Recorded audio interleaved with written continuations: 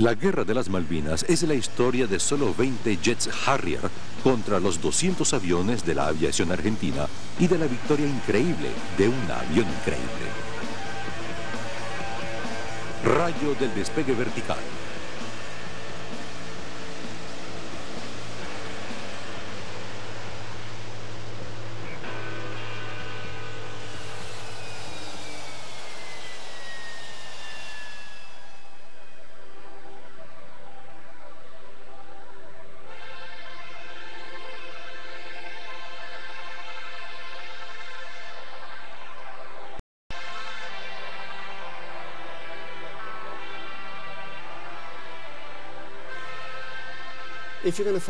Si los aviones van a combatir en una guerra, lo primero que tienen que hacer es llegar allá. Y en tiempos de paz no se sabe a dónde irán. Puede ser a una carretera, a un pequeño claro, a un estacionamiento de autos, a un barco grande o pequeño. Y que yo sepa, el único avión que puede despegar de cualquiera de esos lugares es el Harrier. El Harrier puede prescindir de la pista de aterrizaje. Es el único avión del mundo occidental que puede despegar verticalmente, cosa que ya se había intentado varias veces.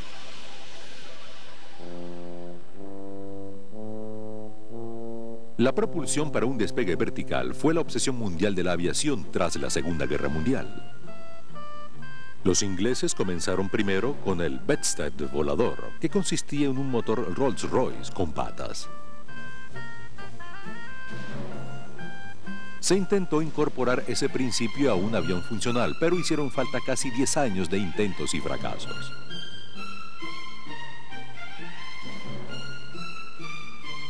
Los que lograban despegar no llegaban muy lejos.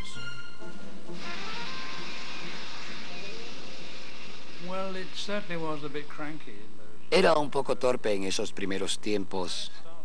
Empecé a trabajar en un avión de despegue vertical a mediados de los años 50 y trabajaba junto a un sujeto llamado Ralph Hooper en la oficina de producción de la compañía aérea Hawker en 1957.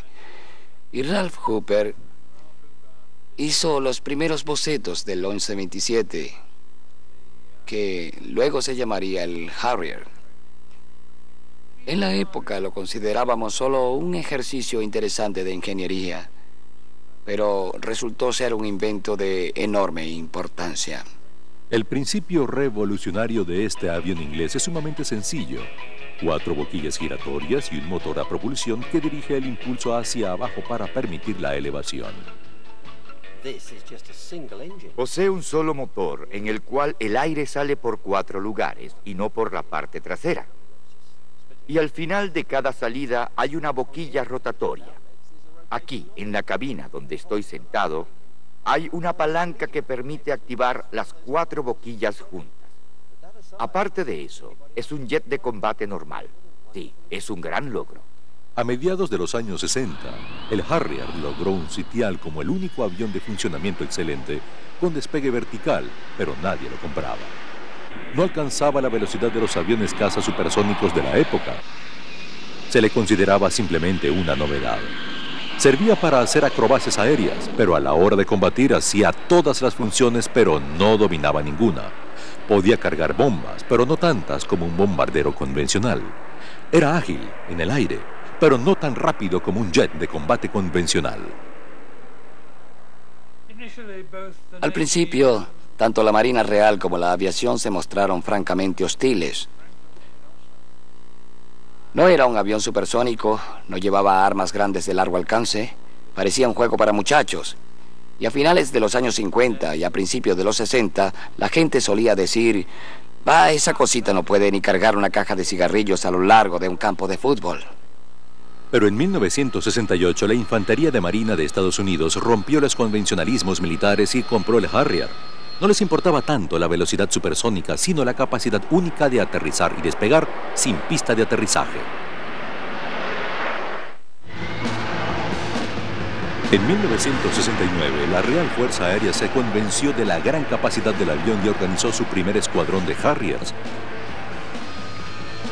Sin embargo, la RAF aún no lo reconocía como un avión de combate en el frente. Más bien lo adoptó como un avión de apoyo que actuaba cerca de las líneas enemigas sin necesitar aeropuertos.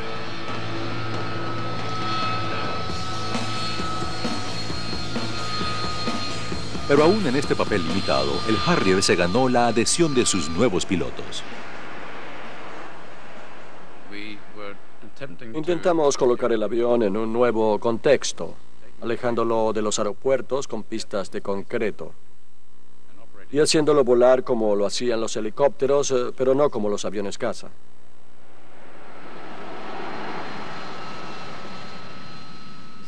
Nos sentíamos como chicos exploradores piloteando un avión jet excelente y era muy divertido.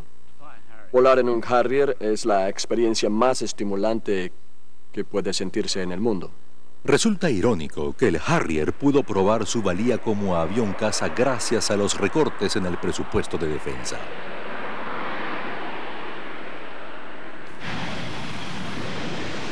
En los años 70, la Marina Real perdió sus grandes portaaviones y junto a ellos, los aviones supersónicos de gran potencia. Su lugar lo ocupó una nueva generación de transportes pequeños para helicópteros.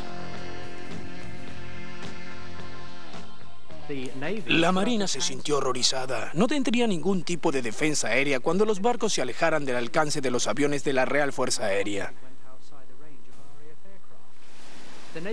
La Marina recurrió a la solución de los barcos de transporte de helicópteros que para su sorpresa también servían para los aviones Harrier.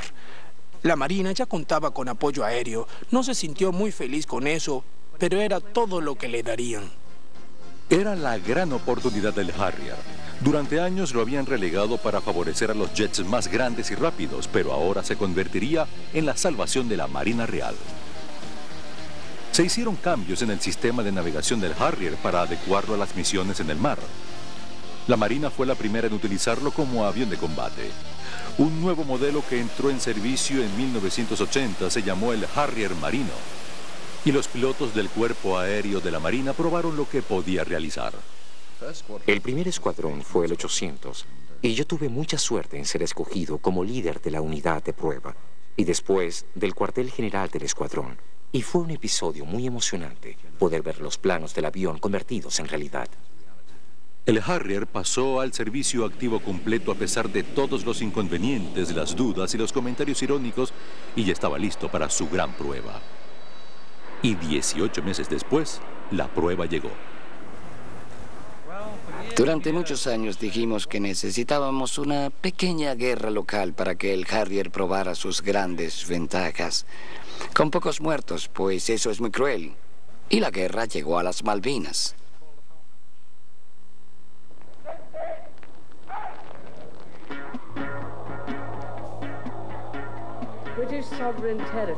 Un territorio bajo la soberanía británica fue invadido por un país extranjero. Tras varios días de tensiones crecientes con Argentina, las Fuerzas Armadas de ese país atacaron ayer las Islas Falkland, donde establecieron su control militar. Cuando partió la fuerza de ataque inglesa, la victoria era muy dudosa. Las Islas Falkland o Malvinas estaban en el Atlántico Sur, a 12.000 kilómetros, fuera del alcance de cualquier aeropuerto aliado. Como la flota inglesa no tenía portaaviones convencionales, todo lo que pudo hacer fue adaptar 2 transportes de helicópteros cargados con todos los Harriers que tenía la Marina. Estos eran solo 20 y tenían que realizar todas las funciones de combate: arrojar bombas, hacer reconocimientos aéreos y apoyar a las fuerzas terrestres, además de enfrentarse a la aviación y la Marina Argentina, que contaba con más de 200 aparatos. Estaba claro que nuestra defensa aérea era escasa. La aviación no podía apoyarnos y teníamos 20 aviones contra más de 200 que poseía Argentina y que atacarían nuestra flota. El almirante le dijo a nuestras esposas, mientras íbamos en camino, que el 75% de nosotros no regresaría, lo cual me pareció una tontería y a mis hombres también. Y cuando algunos tripulantes nos servían, sentían que nos estaban dando la última cena, hasta que se dieron cuenta de la confianza que sentíamos. Nuestra desventaja en el aire era de 10-1. Eso se puede considerar de 2 maneras. Se puede pensar convencionalmente que las probabilidades son mínimas o se puede ver con mentalidad de piloto, diciendo que hay muchos blancos probables. La lucha comenzó el 1 de mayo. El aeropuerto de Port Stanley era un blanco estratégico crucial, pues los argentinos lo usaban para recibir suministros y era la base de sus aviones de combate. La primera prueba para el Harrier marino fue bombardear Port Stanley.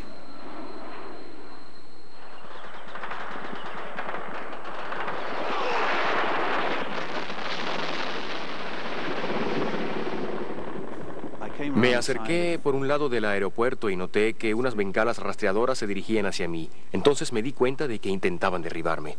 Sentí una enorme explosión y todo mi avión empezó a vibrar.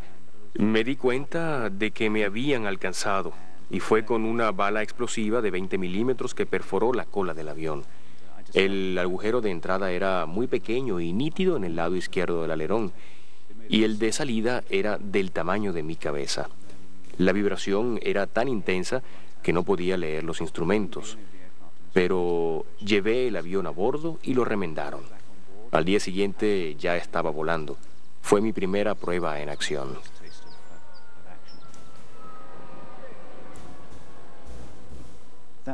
Ese fue el famoso informe que dio el periodista cuando dijo que los contó todos al salir y que todos habían vuelto. No puedo decir cuántos aviones salieron en la incursión, pero los conté todos al partir y todos regresaron. Aunque la incursión sobre Port Stanley no pudo inutilizar el aeropuerto, causó suficientes daños para impedir que Argentina enviara allá sus aviones más importantes.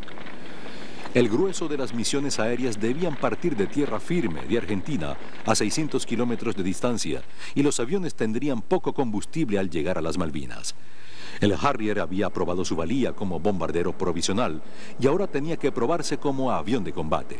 Debía enfrentarse a uno de los mejores jets de la posguerra, el Mirage, de construcción francesa. Tenía el doble de la velocidad del Harrier y se creía que el Harrier no podía enfrentarse a ese avión caza supersónico y especializado. Ahora le tocaba su prueba de fuego. Respecto al Mirage, sí, era un avión formidable. Volaba al doble de nuestra velocidad. Ese era el problema. La velocidad no significa necesariamente que tiene mayor capacidad de combate. Nosotros decíamos sobre los aviones supersónicos que se acercaban a nuestra flota, tanto mejor. Cuanto más pronto lleguen, más rápidos caerán. En nuestra táctica de combate contra el enemigo, usábamos una maniobra llamada el gancho, que consistía en enviar un avión delante del aparato enemigo y otro detrás, encerrándolo como en un sándwich en un movimiento envolvente. Es una estrategia de sentido común, una buena táctica y funcionó. El primer día derribamos 2 aviones con esa maniobra. Los primeros 2 aviones derribados eran Mirage. Los pilotos ingleses sabían lo que hacían y el Harrier finalmente se liberó del mito de su inferioridad ante aviones más veloces. En el primer día de combates aéreos, el Harrier derribó 4 jets argentinos y no se perdió un solo avión inglés. Pero el terrible clima del Atlántico Sur era un problema mayor que el mismo enemigo. En la madrugada del 6 de mayo, 2 Harriers que patrullaban chocaron en la densa neblina y ambos pilotos murieron. Solo quedaban 18 aviones. 18 aviones habrían durado menos de un día en la batalla de Inglaterra si nos referimos a las pérdidas en el combate. Por suerte, la Real Fuerza Aérea logró enviar su escuadrón número 1 con 6 Harriers que nos sirvieron de refuerzo durante el conflicto. Volamos en los aviones desde Inglaterra a la isla de Ascensión en un viaje de 9 horas y media. Luego volamos de la isla de Ascensión a los transportes de la Marina Real. Y al llegar a ellos, la Marina Real se concentró en los combates aéreos y nosotros en los combates aire-tierra, que eran nuestra especialidad. Los Harriers de la RAF llegaron justo antes del desembarco de tropas inglesas en las Malvinas y fueron un apoyo vital para las tropas de tierra. El Harrier marino ya dominaba los cielos de las Islas Malvinas, pero la gran preocupación era el horrible clima. Vendavales, olas de 15 metros y una lluvia constante. El clima era muy frío y notamos que el invierno del hemisferio sur era mucho más fuerte que el de Inglaterra. Solo había 3 horas de luz durante el día y la mayor parte de las misiones se hacían en la oscuridad. Hacía viento, nevaba, llovía y las olas barrían la cubierta. Cuando los Harriers estaban en el barco, las olas les pasaban por encima. Nuestro armamento fallaba. debido a la salinidad del medio ambiente, a la gran humedad del medio ambiente y a las bajas temperaturas. No me cabe la menor duda que hubiera sido distinto si hubiéramos tenido aviones como el Harrier que nos hubieran permitido operar en las condiciones de las Malvinas. Resguardar la flota con esa pequeña dotación de Harriers significaba tenerlos en el aire las 24 horas.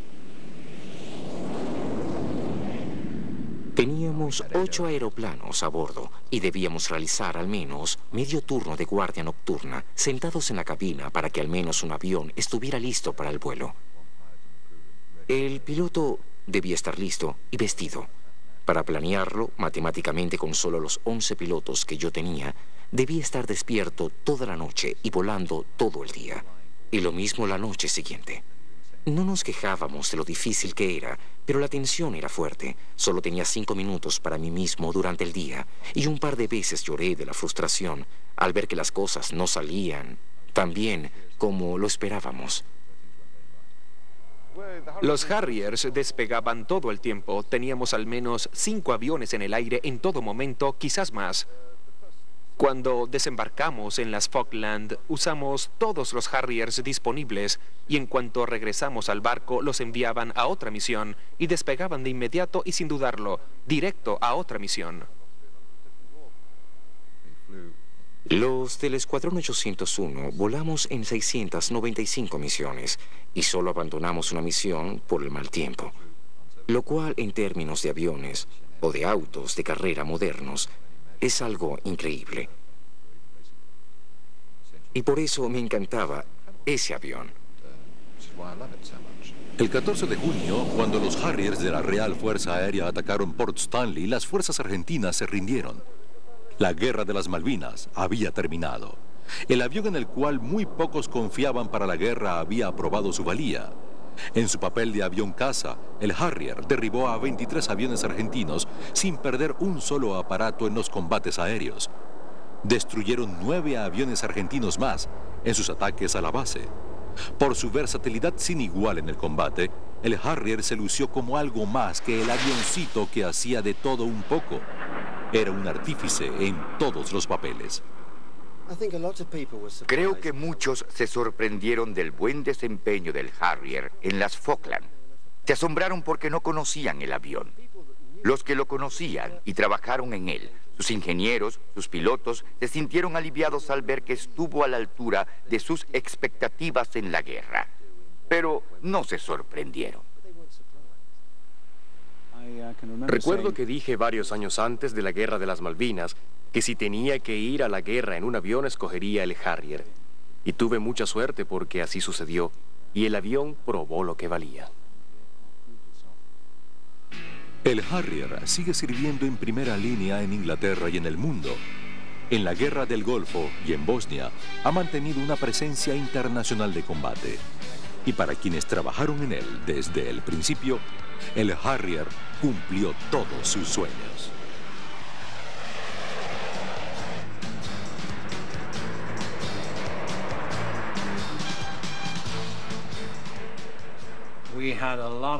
Al principio teníamos muchas dudas. A finales de los años 50 y a principios de los 60, creíamos que el avión no tendría un reconocimiento oficial ni se utilizaría en los escuadrones.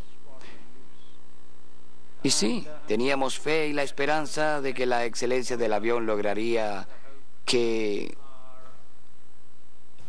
lo adoptaran.